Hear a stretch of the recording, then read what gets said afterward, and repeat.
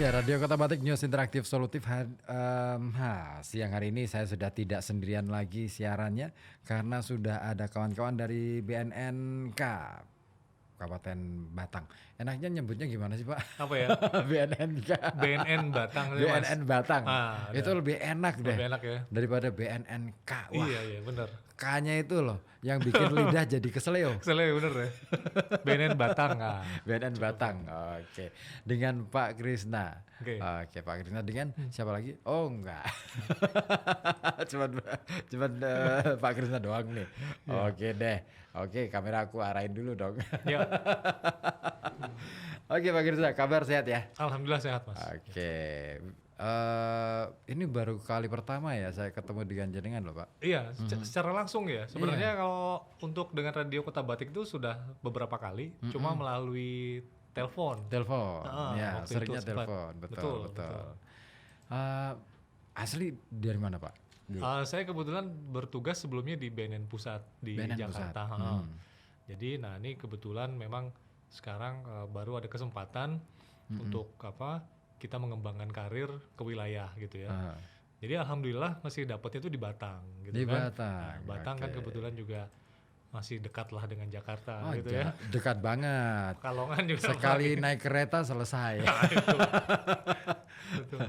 Oke, Pak Krisna, dulu di Jakarta. Tentu kalau Jakarta kasusnya gede-gede. Kalau di Batang Pekalongan gimana, Pak?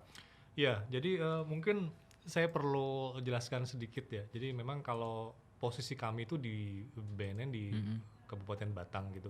Tapi sebenarnya kami punya tugas tambahan untuk menjangkau wilayah kabupaten kota sekitar kayak gitu. Nah, dalam hal ini Kabupaten Pekalongan, Kota Pekalongan dan Kabupaten Pemalang itu juga menjadi wilayah tugas kami gitu.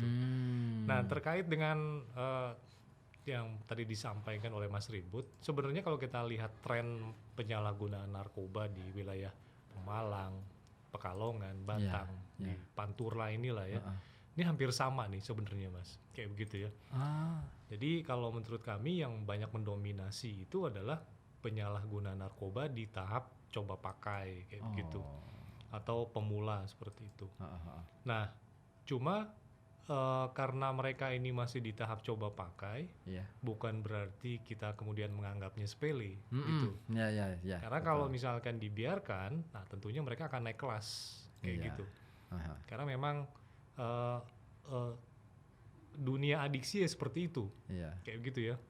Semakin lama, semakin sering dikonsumsi itu, maka otomatis tingkat ketergantungannya pun juga semakin tinggi. Kayak sekolah aja ya. naik Betul. kelas.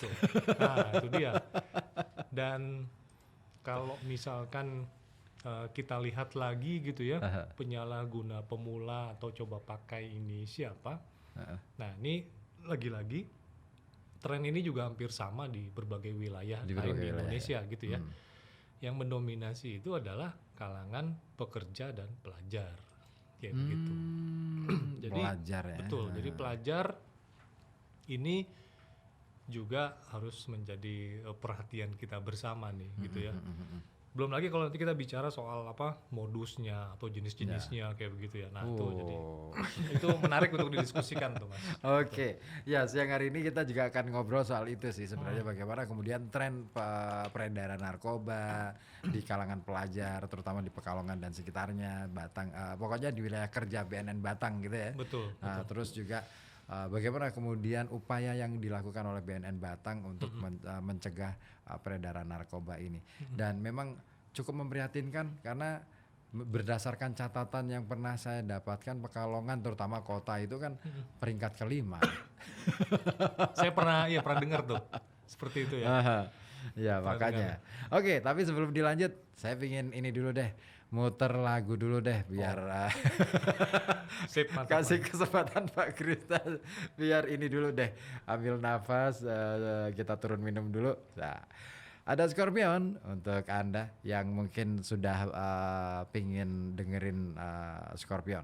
Ada The Simpsons untuk Anda di menit ke-13, tinggalkan pukul 13 di Radio Kota Batik.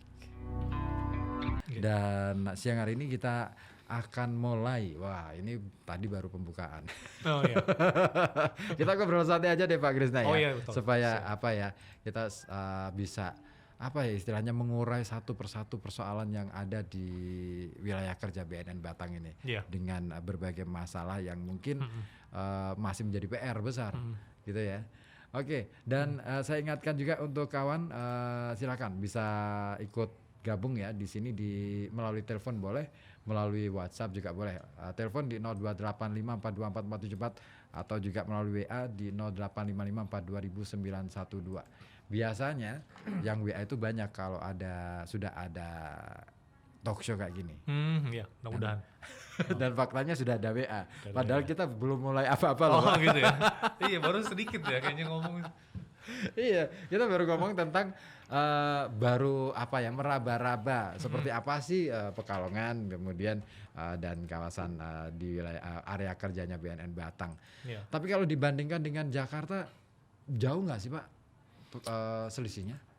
Jauh sih saya bisa bilang gitu ya. Maksudnya kita mungkin dalam tanda kutip sedikit beruntung bahwa yang tadi saya bilang memang di wilayah kita itu kan lebih banyak didominasi oleh penyalahguna kayak begitu. Nah, kalaupun misalkan memang ada pengedar gitu ya, itu pengedar yang masih dalam tahap yang mungkin kita bisa bilang kecil seperti itu. Saya ambil contoh misalkan waktu sekitar 3 tahun yang lalu, Ya. itu kita menangkap seseorang gitu ya.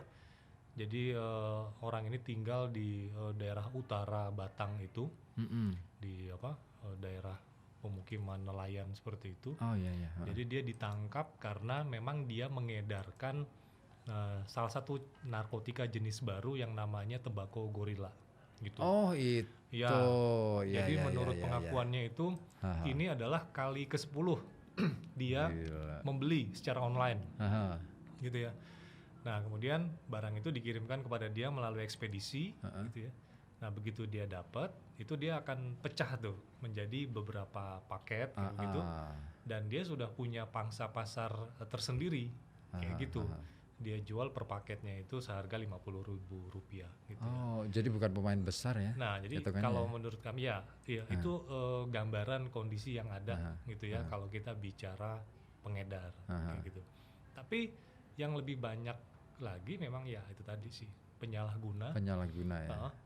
yang mereka beli, entah itu mereka beli untuk keperluan konsumsi sendiri atau secara berpatungan dengan teman-temannya kayak begitu.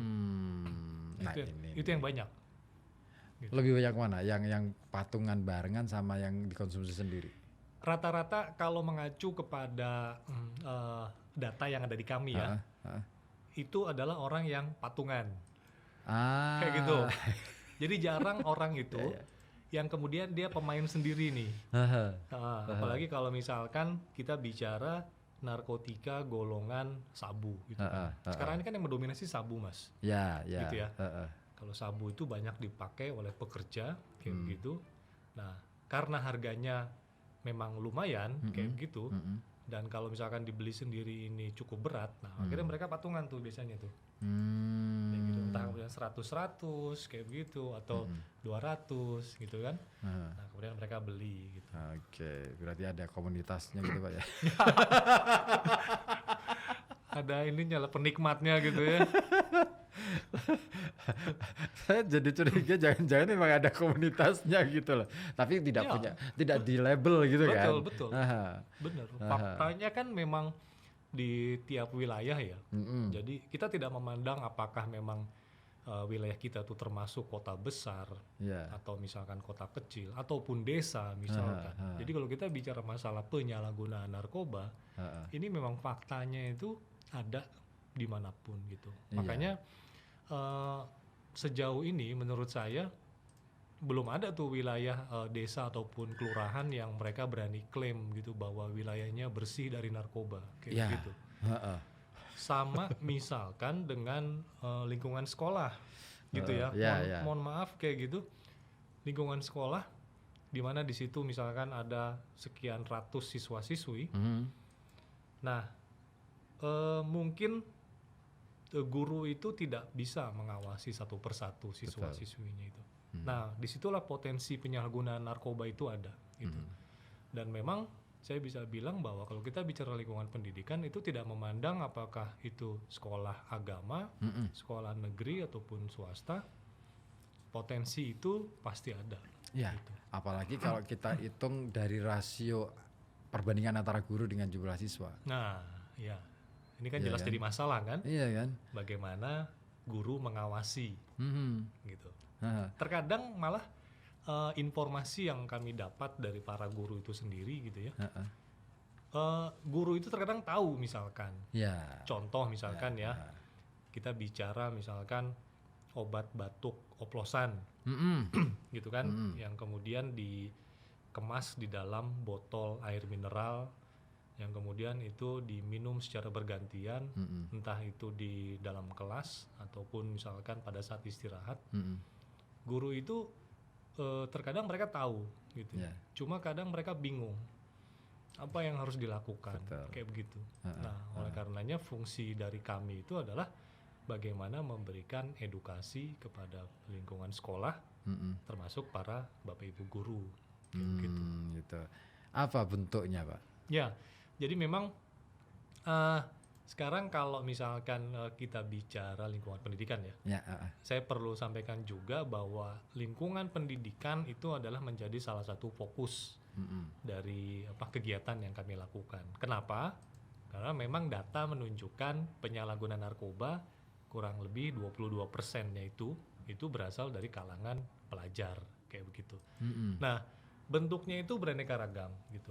Tapi intinya kita bisa menekankan ya kepada dua aspek sebenarnya, Mas. Yang pertama adalah aspek pencegahan, yang kedua aspek rehabilitasi. Gitu. Pencegahan intinya itu adalah bagaimana upaya kita supaya orang itu tidak mengonsumsi narkoba. Baik mereka yang masih bersih ataupun mereka yang sudah coba-coba, kita harap mereka itu bisa stop, berhenti. Kegiatannya itu bisa melalui kegiatan sosialisasi, kemudian juga bagaimana kita melakukan diseminasi informasi melalui berbagai media, branding, kemudian juga pembentukan sekolah bersih narkoba, begitu.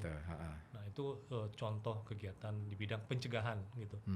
Kemudian yang kedua adalah aspek rehabilitasi nih. Nah ini terkait dengan apa yang tadi saya sampaikan, bahwa kemungkinan di tiap sekolah itu kemungkinan itu kita bisa temukan penyalahguna. Mungkin kita tidak menemukan kalau di sekolah itu penyalahguna jenis sabu atau ganja. Sangat kecil banget kemungkinannya. Iya, betul. Karena memang harganya itu sulit terjangkau. Nah, tetapi trennya sekarang ini adalah obat-obatan, gitu ya.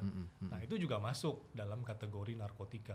Obat-obatan daftar G yang mestinya itu dikonsumsi berdasarkan resep dokter, tapi kemudian disalahgunakan kayak begitu.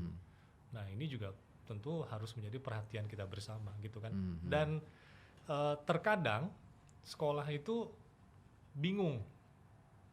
Misalkan mereka mungkin tahu, mereka curiga bahwa ada siswa-siswinya yang menyalahgunakan obat-obatan, nah, tetapi mereka bingung harus berbuat apa.